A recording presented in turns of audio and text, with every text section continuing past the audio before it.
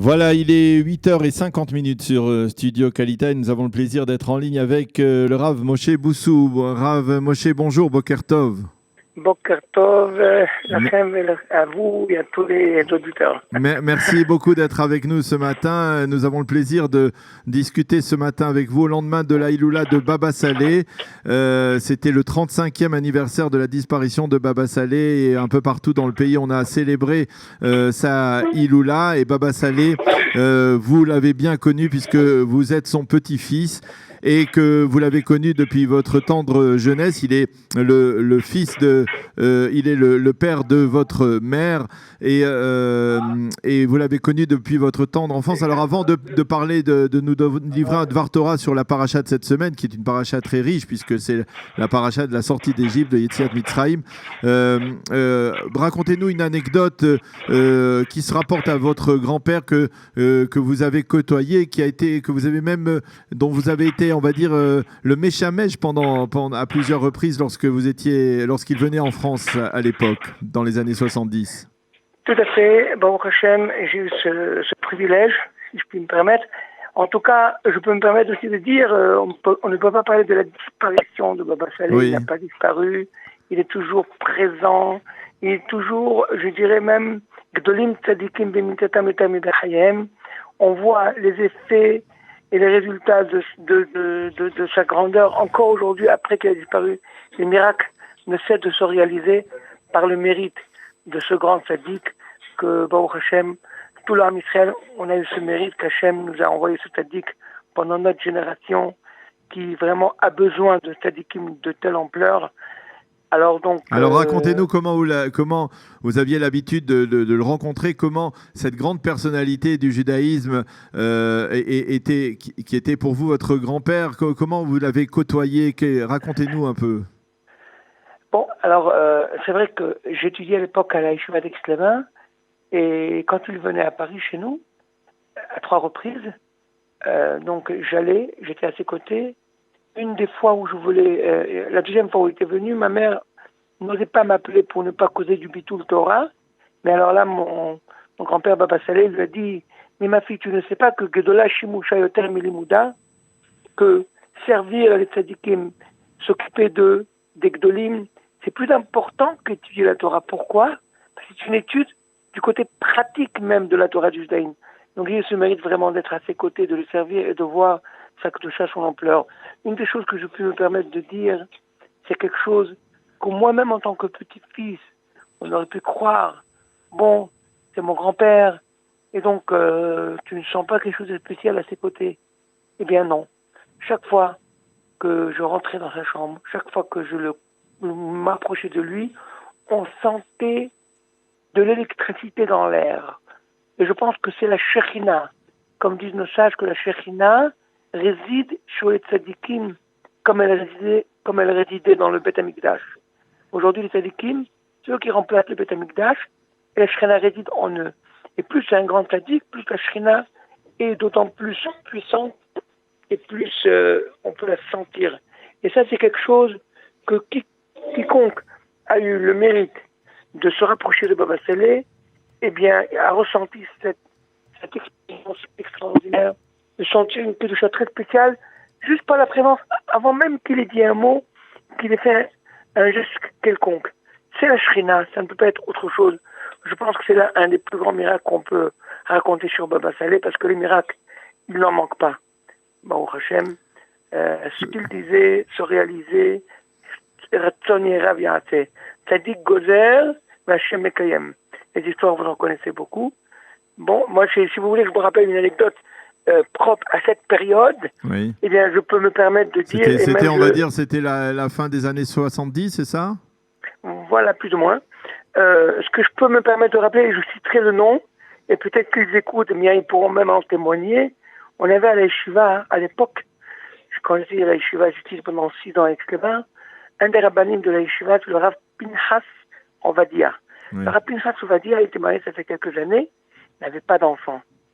Alors, il n'avait pas encore d'enfant, et bon, quand moi j'étais à Paris, il arrive une délégation de la Yeshiva d'Aix-les-Bains, donc parmi eux, il y avait aussi le Rav Pinchas Ovadia qui était venu. Bon, Alors, ils ont demandé une bracha, lui, il a fait une bracha pour avoir des enfants aussi.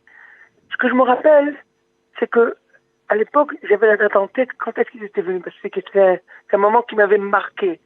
Et voilà que je retourne à l'Eshiva, après que Baba Salé est retourné en Israël. Dans l'Eshiva, je continue d'étudier, normalement, tout se passe bien. Un beau jour, on entend à l'Eshiva, une très bonne nouvelle, le Rav Pinchas Ovadia a eu un petit garçon, c'était une très grande simcha, une très grande joie.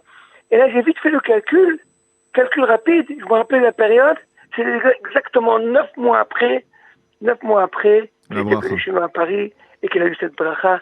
C'est un parmi d'innombrables histoires qu'on n'arrête pas d'écouter presque tous les jours, de nouvelles histoires vécues avec Baba Salé. Alors aujourd'hui, vous perpétuez le souvenir de Baba Salé dans le cadre de vos institutions, n'est-ce pas? C'est-à-dire Maor Israël, exactement. Une école Maor Israël qui s'occupe d'enfants à problème. On essaie de leur redonner une chance réelle de réussir, parce que chacun a une possibilité de réussir.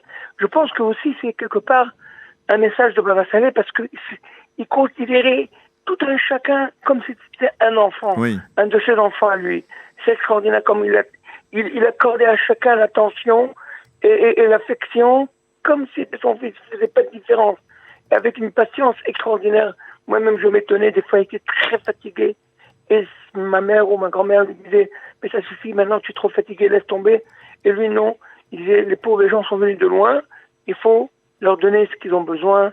L'attention, la bracha, le conseil, chacun ce qu'il avait besoin. » Alors, et c'est ce que vous faites aujourd'hui dans le cadre de vos institutions. Alors, Rav Boussou, comme je vous le disais, nous allons parler de la paracha, livrer un enseignement à la mémoire de Baba Salé.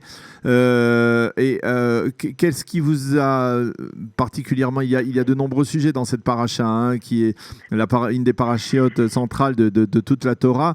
La paracha de la sortie d'Égypte, Rosh Chodesh. Alors, quel est le sujet qui vous a interpellé? Même plus tu parles de Rosh Chodesh, tu m'interpelles avec l'histoire que j'ai vécue, l'histoire connue.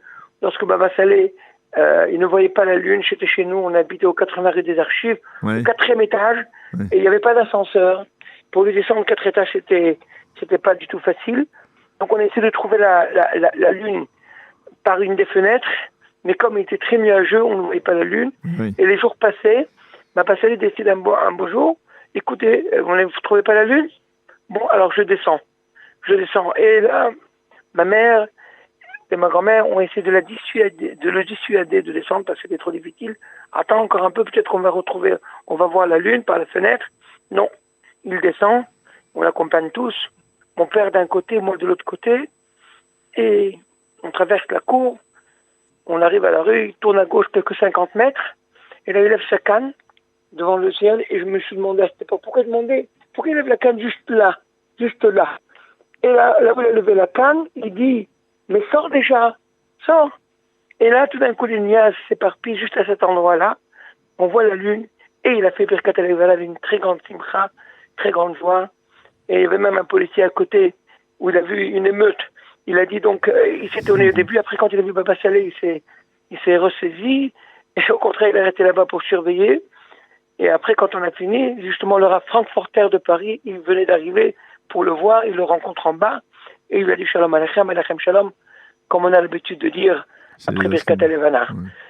Alors, en rapport avec la paracha, c'est déjà un rapport avec la paracha, c'est Chodesh Lachem, mais aussi, je me suis dit, en fait, si on peut voir les choses ainsi, c'est que la Emouna, c'était quelque part un peu, si on peut dire ainsi, le leitmotiv de Baba Salé, parce que, quelque part, c'est la Emouna qui faisait venir les gens vers lui.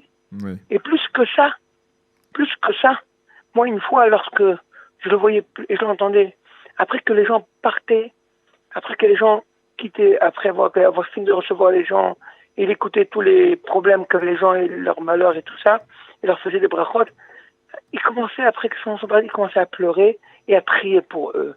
Et vraiment, des fois, il pleurait à chaudes larmes. Et bon, à côté d'eux, il ne va pas pleurer. Au contraire, il faut leur donner du courage. Après qu'ils partaient, c'est là qu'ils pleuraient. Et là, dans les pleurs, je l'ai entendu murmurer quelques paroles.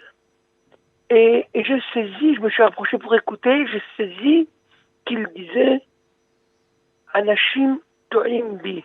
Oili, anashim to'im bi. Ça veut dire, malheur à moi, les gens se trompent à mon sort. C'est-à-dire, ils me prennent pour quelqu'un de grand, alors que je ne le suis pas. Alors, moi, quand j'ai entendu ça, je me suis vraiment, je me suis remonté. Après, j'ai pris courage et je lui ai demandé, comment vous dites ça? Alors que les gens ne viennent pas pour rien, ils viennent parce que les brachot se réalisent. Baruch Hashem, les prières sont exaucées et les conseils réussissent aussi. Alors, il me fait, de son doigt, il me fait un signe négatif. Après, il me dit, en fait, les brachot se réalisent parce que les gens ont la émouna. Par le mérite de la émouna, la bracha se réalise. Et une fois, il donnait une bouteille à quelqu'un, il a tendu une bouteille, et il lui a dit, Yesh émouna, yesh beracha. En émouna, en beracha. Ça veut dire que s'il y a la émouna, c'est là qu'il y a la bracha. La émouna, c'est ce qui fait, qui donne le mérite que la bracha se réalise. Donc, la émouna, c'est à la base de tout, c'est à la base de toute la Torah, en fait. Et émouna, n'est que le bahavakuk, midam alechad. C'est-à-dire que bémouna toyechir. Et le rapport avec la paracha, je pense, eh bien voilà, puisque Hachem, il a même endurci le cœur de Pharaon. Pourquoi? Pourquoi il avait besoin de faire 10 plaies?